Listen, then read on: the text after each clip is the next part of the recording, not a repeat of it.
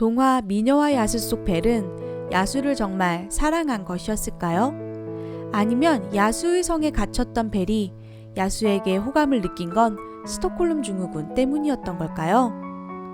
스톡홀름 증후군은 1973년 스웨덴 스톡홀름의 한 은행에서 있었던 은행 인질 사건에서 시작합니다.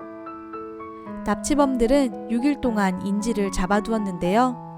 인질들에게 공포감을 주면서도 인질들을 위로하거나 코트를 벗어주는 등 친절과 호의를 베풀었다고 합니다.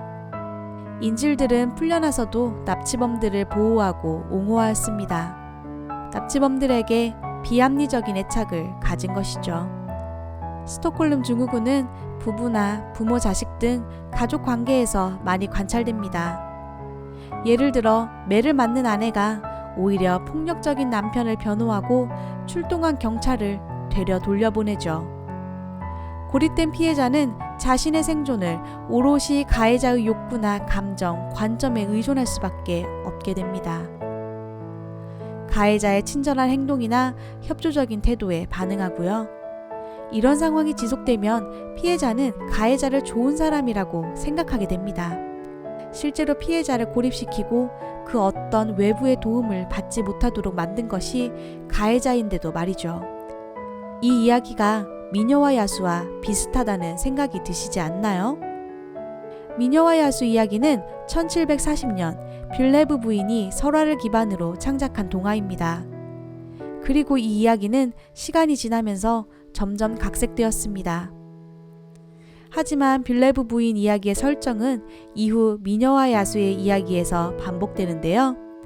바로 벨과 사랑을 받아야만 풀리는 끔찍한 저주에 걸린 남성이 등장한다는 겁니다.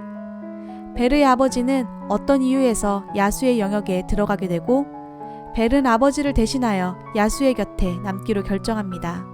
어찌어찌 시간이 지나서 벨은 야수에게 집에 잠시 다녀오게 해달라고 하고 벨이 집에서 성으로 돌아올 때 야수는 죽어갑니다.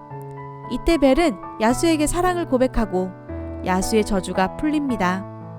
이 오리지널 미녀와 야수의 이야기는 스톡홀름 증후군의 교과서라고 할 수 있을 정도입니다.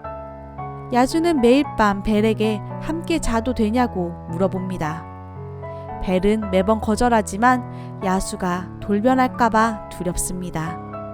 독립적으로 행동하려 애써 보아도 그녀의 주변에는 도와줄 사람이 아무도 없습니다. 야수의 하인들이 있긴 하지만 눈에 보이지 않거나 말을 못합니다. 더군다나 벨의 꿈에는 요정이나 아버지가 나타나 너를 사랑하는 그 사람을 사랑해야 한다고 말합니다. 1700년대 미국에서 여성의 목소리는 허용되지 않았고 결혼에 있어 여성의 의사가 반영되지 않았습니다. 하지만 시간이 지나면서 이런 이야기는 더 이상 독자들에게 적합하지 않게 되었습니다. 그리고 1991년 디즈니 애니메이션으로 우리가 가장 잘 알고 있는 미녀와 야수 이야기가 그리고 2017년 실사 영화가 나오게 되었죠. 애니메이션과 실사 영화의 이야기는 조금 바뀐 부분이 있었지만 공통점이 있습니다. 바로 벨이 스톡홀름 증후군을 겪은 것이 아니라 자신의 의지로 야수를 사랑했다는 것입니다. 이 둘은 사회에서 소외되었다는 공통점도 가지고 있었습니다. 또한 서로를 도와주기도 합니다. 야수는 벨에게 자신의 도서관을 이용할 수 있게 해주었고 벨은 야수의 저주를 끊을 수 있었습니다. 야수는 벨을 통해 동물과 친해지는 법을 배우며 성장하는 모습을 보여줍니다. 오리지널 동화 미녀와 야수 속 벨은 감금을 당하여 외로웠고 주위에 도와주는 사람이 없는 상황에서 야수에 대한 감정을 키운 것입니다. 하지만 디즈니 미녀와 야수의 벨은 달랐습니다. 바로 하인들이 등장한 것입니다. 사람처럼 말하고 벨을 도와줄 수 있는 하인들 말이죠. 하인들은 야수의 권한 밖에서 벨에게 성투어를 시켜주는 등 친절하게 도움을 줍니다. 벨은 성에 갇혀 있었지만 혼자가 아니었습니다. 또한 디즈니 이야기에는 게스톤이라는 인물이 등장합니다. 이 게스톤이야말로 나쁜 남자입니다. 그는 자기 잘못은 절대 인정하지 않으며 벨과 결혼하기 위해 압박을 가합니다. 게스톤은 동네에서 힘이 있었던 존재이죠. 만약 벨이 이런 게스톤과 결혼했다면 그것이야말로 스톡홀름 증후군이었겠죠. 하지만 벨은 그를 뇌가 없는 사람이라며 거부합니다. 디즈니 속 벨은 독립적이며 책을 읽고 다른 여자아이에게 글을 가르치는 등 교육을 받은 여성으로 등장하죠.